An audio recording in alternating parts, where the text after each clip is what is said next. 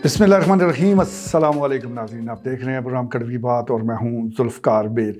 नाज़रीन, इलेक्शन की तैयारियां अब तेज़ी से जारी हैं और ख़ास तौर पर इलेक्शन कमीशन ऑफ पाकिस्तान ने पहले तो तबादलों पर मुकम्मल पाबंदी आयद कर दी है और कहा गया है उस चिट्ठी में कि अगर कोई बहुत ज़रूरी तबादला करना भी है तो उसकी इजाज़त इलेक्शन कमीशन ऑफ पाकिस्तान से लेनी होगी, वजह बतानी होगी। इसकी बड़ी वजह यह है कि तमाम जो DC हैं उनको ही डिस्ट्रिक्ट रिटर्निंग ऑफिसर बनाया गया है और उनकी अब ट्रेनिंग का अमल भी वो शुरू हो चुका है। तमाम जो रिटर्निंग अफसरान हैं और दीगर इंतखाबी अमला, उसकी ट्रेनिंग का जो मरला है वो 19 दिसंबर तक जारी रहेगा और फिर 20 दिसंबर से नॉमिनेशन पेपर वसूल करने का आगाज़ होगा और ये 22 दिसंबर तक वसूल किए जाएंगे। इस दौरान यानी ये जो 2 दिन इस हवाले से अहम है कि पता चल जाएगा कि कौन इलेक्शन लड़ने में दिलचस्पी रखता है।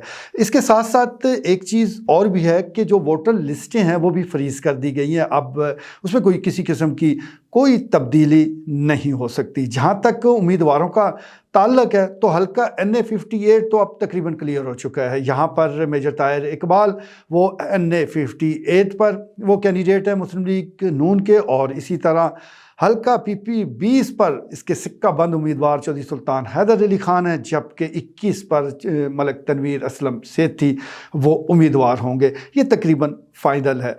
अब रहा कि इनका मुकाबला कौन करेगा। दूसरी तरफ वोट तो पाकिस्तान तहरीक इंसाफ के पास हैं, लेकिन उसके कैंडिडेट अभी तक हमें नज़र नहीं आते। बस नाम सोशल मीडिया के ज़रिए और मुख्तलिफ ज़राए से वो पता चलते रहते हैं। अब इस नाम में कोई तब्दीली नहीं आ रही, यानी चौधरी अय्याज़ अमीर का नाम तवातर के साथ लिया जा रहा है और करीबी ज़राए भी ये दावा कर रहे हैं कि वो हर सूरत इलेक्शन में हिस्सा लेंगे। जहाँ तक हल्का PP 20 का ताल्लुक है तो यहाँ पर कई नाम सामने आ रहे हैं और इस सिलसिले में अभी हतमी सूरत हाल तो 1-2 दिन में वाज़ेह हो जाएगी। लेकिन यहाँ पर चौधरी एजाज फरद का भी नाम लिया जा रहा है। ये साबिक MPA हैं। इसके साथ साथ उनके बड़े भाई चौधरी निसार अब्बास का नाम लिया जा रहा है कि वो इलेक्शन में हिस्सा ले सकते हैं, जबकि साबिक नायब ज़िला नाज़म चौधरी खुर्शीद बेग उनको भी डिस्कस किया गया। ये सारे जो लोग हैं ये पाकिस्तान तहरीक इंसाफ के प्लेटफॉर्म से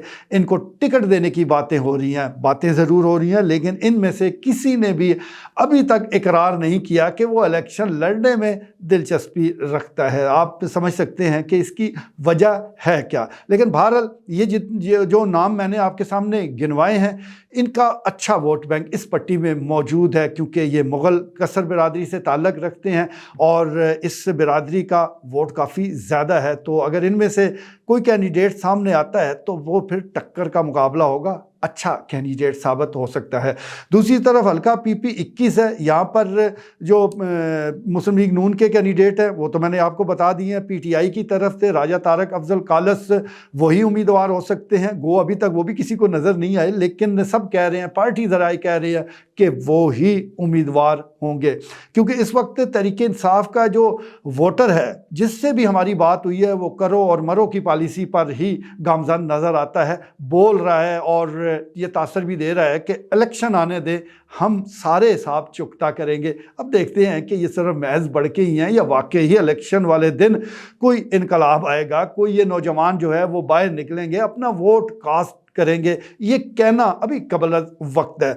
दूसरी तरफ नून लीग है, जैसा मैंने गुजारिश की है कि यहाँ हल्का 58 तो तकरीबन कवर हो चुका है और क्लियर भी हो चुका है, लेकिन 59 में अभी रौला ख़त्म नहीं हुआ। एक तरफ हमने देखा कि जो साबिक ज़िला नाज़िम है सरदार गुलाम अब्बास, उनको खसूसी तौर पर हल्का 59 में भेजा गया और वहाँ पर वो जैसे ही पहुँचे तो जो रौला पहले 58 में था वो 59 में पहुँच गया। वहाँ पर सरदार मुमताज़ टम्मन ग्रुप बज़िद है कि उनको कौमी असम्बली का टिकट दिया जाए। उनके कैंडिडेट हैं सरदार शाहरोज़, वो पहली बार ही अभी तो खैर अवाम ने वो मुँह दिखाई की रस्म करनी है, अभी तो किसी ने उनका चेहरा भी नहीं देखा। करीबी लोग ज़रूर जानते होंगे, लेकिन चकवाल की अवाम और तलगंग के भी बहुत से लोगों ने उनको नहीं देखा होगा। लेकिन नौजवान है, बताया जाता है बड़े टैलेंटेड है, ज़हीन है, बहुत सी खूबियों के मालिक हैं, तो वो इलेक्शन लड़ने में दिलचस्पी रखते हैं और उनको पूरा सरदार मुमताज़ टम्मन ग्रुप सपोर्ट कर रहा है। और इन पूरे ग्रुप की ख्वाहिश है कि کہ قومی اسمبلی، کیونکہ قومی اسمبلی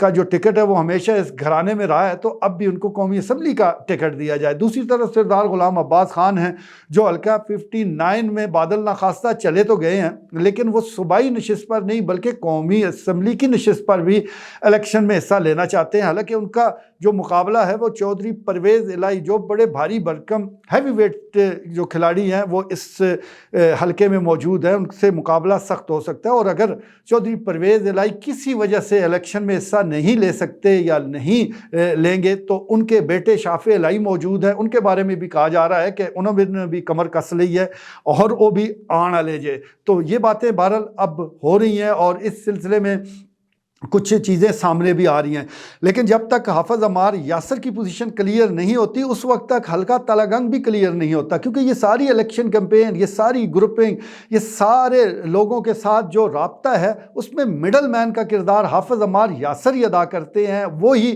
اس ساری الیکشن کیمپین کو لیڈ کرتے ہیں، لیکن فی الوقت ان کا کوئی عطا پتہ نہیں ہے کہ وہ کب آئیں گے، کب کیا کریں گے، ان کی سیاسی حکمت عملی ہے کیا۔ اس کے ساتھ ساتھ پیر نثار قاسم جوجی کا بھی نام لیا جا رہا ہے، وہ برملا کہہ رہے ہیں کہ وہ انہوں نے الیکشن میں حصہ لینا ہی لینا ہے، آزاد حیثیت سے لیتے ہیں یا کسی پارٹی کا ٹکٹ لیتے ہیں۔ ویسے ابھی تک وہ پاکستان تحریک انصاف کا حصہ ہی ہے، باضابطہ طور پر نہ انہوں نے کوئی پریس کانفرنس کی، نہ انہوں نے پارٹی کو چھوڑنے کا اعلان کیا، تو اس کا مطلب یہ ہے کہ وہ پارٹی کے ساتھ جڑے ہوئے ہیں۔ دیکھتے ہیں کہ وہاں پر ان کو آزمایا جاتا ہے یا کوئی اور مد مقابل وہ میدان میں اتارا جاتا ہے۔ تو صورتحال بڑی دلچسپ ہے اور اس سلسلے میں دیکھنا یہ ہوگا کہ پاکستان مسلم لیگ نون جس نے حلقہ 58 میں تو معاملات کو کنٹرول کر لیا ہے، اب 59 میں وہ کیا کرتے ہیں، کیونکہ سردار ممتاز تمن گروپ اس کی ایک بڑی تاریخ ہے، وہ خود بھلے کہیں الیکشن جیت سکیں یا نہ سکیں، بہرحال کسی کی ہار میں وہ بڑا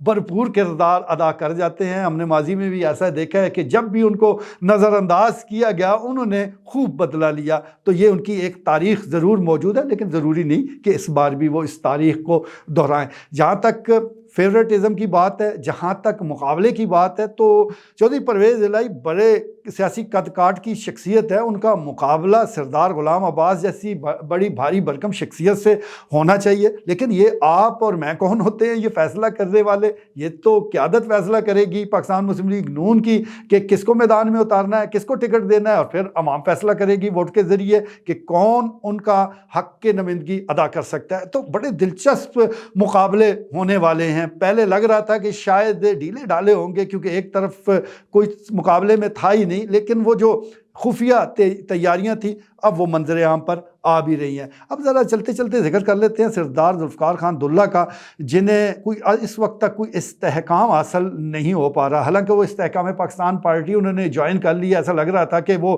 NA-58 یا کم سے کم حلقہ PP-22 کا ٹکٹ ضرور حاصل کر لیں گے، لیکن جو اطلاعات لاہور سے آ رہی ہیں کہ پاکستان مسلم لیگ نون سیٹ ایڈجسٹمنٹ کے معاملے میں کافی سخت ان کا رویہ ہے، وہ چند بڑے لیڈران کو تو سیٹ ایڈجسٹمنٹ کے نام پر اپنی سیٹیں قربان کرنے کو تیار ہیں، لیکن ایسے حلقوں میں کہ جہاں پر ان کے اپنے مضبوط امیدوار موجود ہیں اور ان کے مقابلے میں جو استحکام پاکستان پارٹی کے امیدوار ہیں وہ کوئی اتنے مضبوط نہیں ہیں، تو ان کو ٹکٹ دینے پر راضی نہیں ہے۔ اس کا مطلب یہ ہے کہ سردار ذوالفقار خان دلہ اب گیم سے آؤٹ ہوتے جا رہے ہیں، بلکہ آؤٹ ہو چکے ہیں۔ اسی طرح سردار آفتاب اکبر کے پاس بھی آپشن تقریباً ختم ہو چکے ہیں، اب ایک آزاد حیثیت سے الیکشن لڑنے کا آپشن موجود ضرور ہے، لیکن موجودہ جس طرح صف بندی ہو چکی ہے، جس طرح عوام کا مائنڈ بنا ہوا ہے، تو اس میں سے ایک آزاد کینڈیڈیٹ کو، ایک آزاد امیدوار کو یہاں سے اپنی جیت کو کنفرم کرنا، یہاں سے سیٹ نکالنا اگر ناممکن نہیں تو بہت مشکل ضرور ہے۔ تو ان کے لیے بھی تقریباً آپشن اختتام پذیر ہو چکے ہیں۔ اب رہے راجہ یاسر ہمایوں سرفراز، وہ ان کا تو ویسے ہی نام نہیں لیا جا رہا، انہوں نے تو سیاست سے ایسے لاتلکی اختیار کی کہ اب تو اس کا کوئی ذکر کرتے نظر بھی نہیں آتے۔ اب دیکھ لیں کہ چیزیں کتنی تیزی کے ساتھ تبدیل ہوتی ہیں۔ ذرا 2018 کے الیکشن کا اسی طرح کا زمانہ یاد کیجئے، یہ سارے جو میں نے امیدوار آپ کے سامنے گنے ہیں، ان کے رولے تھے، ان کی باتیں ہو رہی تھیں، یہ تقاریر کر رہے تھے، بڑے بڑے دعوے کر رہے تھے، انقلاب کی باتیں ہو رہی تھی، اب ذکر بھی نہیں ہے، کہیں داستانوں میں ان کا، سیاست بھی ایسے ہی ہے اور زندگی کا دھارا بھی ایسے ہی چلتا ہے. بس یہ ساری سمجھنے کی باتیں ہیں. ہمیں یہ سمجھنا پڑے گا کہ سدا بادشاہی اللہ کی ہے. باقی یہاں زمین پر چھوٹے چھوٹے بادشاہ ضرور بنتے ہیں، وقتی ہوتے ہیں. وقت کا دھارا ایسا بہتا ہے، ایسا کوئی سیلاب اور ایسا کوئی سونامی اٹھتا ہے، ایسا طوفان آتا ہے کہ جس میں تنکوں کی طرح یہ لوگ بکھر جاتے ہیں. آج کے لیے اتنا ہی. اجازت دیجیے. اللہ نے کے بعد.